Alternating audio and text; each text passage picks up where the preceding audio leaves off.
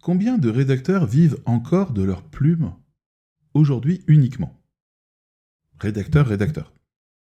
Tout le monde parle aujourd'hui sur les réseaux sociaux, ailleurs, dans les témoignages, les blogs, tout le monde parle d'une nécessaire transformation du métier. On ne va pas s'opposer à cette idée, elle a l'air un peu actée.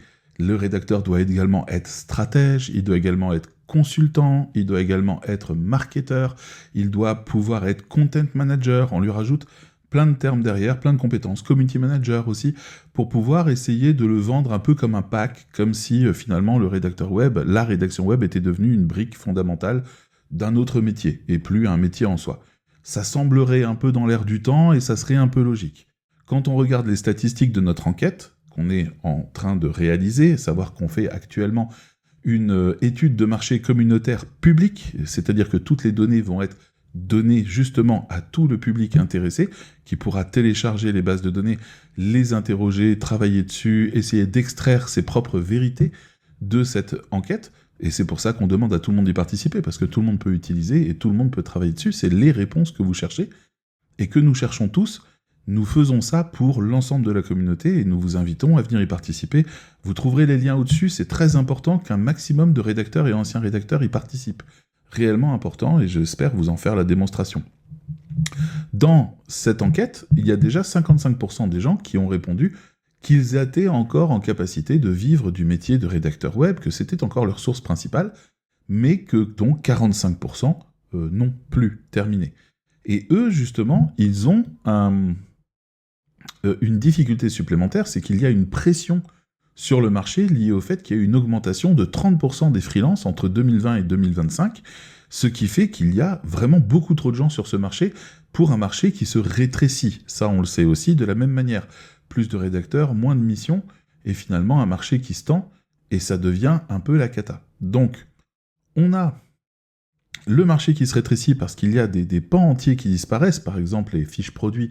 Aujourd'hui, pourquoi payer quelqu'un pour faire des fiches produits alors que l'IA peut le faire et que les économies sont substantielles quand on a 1000, 2000, 3000 fiches produits à 10 € pièce, mais bien sûr qu'on prend une IA, c'est absolument certain. Les économies sont folles, même si on engage quelqu'un à plein temps. Donc, bien sûr que c'est important, les entreprises internalisent de l'autre côté, c'est elles qui nous passaient les commandes, elles savaient exactement ce qu'elles voulaient. Bien sûr qu'elles le font elles-mêmes, elles n'ont pas besoin de nous, en réalité elles avaient besoin de sous-traitants. Aujourd'hui, l'IA est sous-traitante. Ça paraît un peu désespérant ce que je dis, mais finalement, c'est assez logique. Même vous le faites, probablement.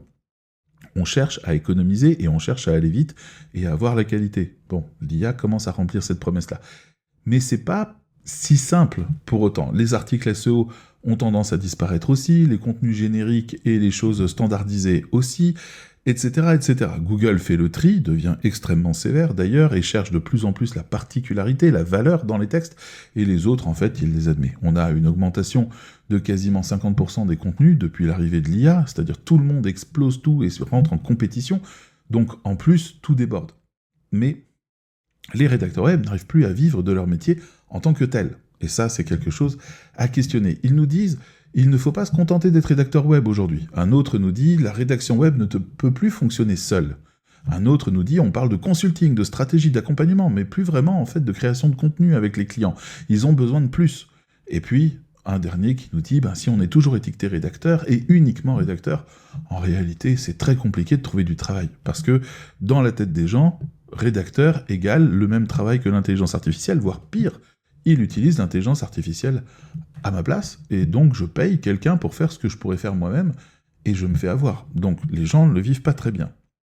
Pour le coup, la question qui est ce que les rédacteurs arrivent encore à vivre de leur métier se transforme en finalement le métier de rédacteur web existe-t-il toujours? Et c'est une question que notre enquête arrive à résoudre.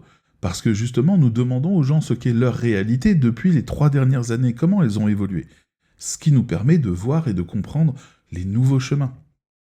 Et ces nouveaux chemins, certains, il vaut mieux les suivre, d'autres, il vaut mieux les éviter, mais en tout cas, c'est l'ensemble des témoignages, les statistiques qui nous montrent qu'il existe des chemins. Si je vous dis qu'un chemin que tout le monde pense mauvais et ne fonctionne pas, fonctionne quand même pour 22% des cas, c'est une question intéressante qu'il faudrait aller explorer, parce qu'il y a peut-être quelque chose à en tirer. Peut-être que le rédacteur web devient une fragmentation, devient peut-être un ensemble de branches. Rédacteur web marketeur, rédacteur web stratège, rédacteur web architecte de contenu, rédacteur web content stratégiste, SEO, etc., etc. Peut-être que c'est ça, finalement, qui devient le véritable néo-rédacteur aujourd'hui. Peut-être que la brique fondamentale de la rédaction web peut être gérée par une IA, peut-être, mais pas son ensemble du savoir-faire du rédacteur web qui l'entoure. Il y a des questions à poser, on a des réponses à amener, vous pouvez faire quelque chose, we need you, comme on dit. J'ai besoin que vous participiez à cette enquête, nombreuses et nombreux, nous sommes déjà près de 200, c'est une chance immense, la base de données est déjà bien, mais si vous pensez qu'on n'a pas besoin de vous, de votre témoignage, parce que vous vous en sortez pas, parce que c'est pas le moment, parce que vous pensez avoir fait des erreurs, parce que vous pensez que c'est de votre faute, bienvenue, bienvenue, mettez de la lumière, ajoutez votre trace parmi toutes les traces, aidez-nous à y voir clair sur ce qui nous est arrivé à tous collectivement, c'est pas un problème individuel, la carte qu'on est en train de concevoir, cette base de données que vous allez pouvoir interroger avec une IA ou avec vos propres outils statistiques, c'est elle qui va vous permettre de voir clair sur la situation, de vous rassurer sur les choix que vous avez faits, de comprendre ce qui vous est arrivé. C'est là où on enlève le brouillard. C'est parce que chacun rajoute son chemin sur la carte et que nous pouvons enfin avoir une carte praticable. Je vous invite vraiment à nous rejoindre, regardez les liens, venez nous rejoindre, venez discuter de ça avec nous si vous le souhaitez. Le questionnaire prend 10 minutes, on compte sur vous.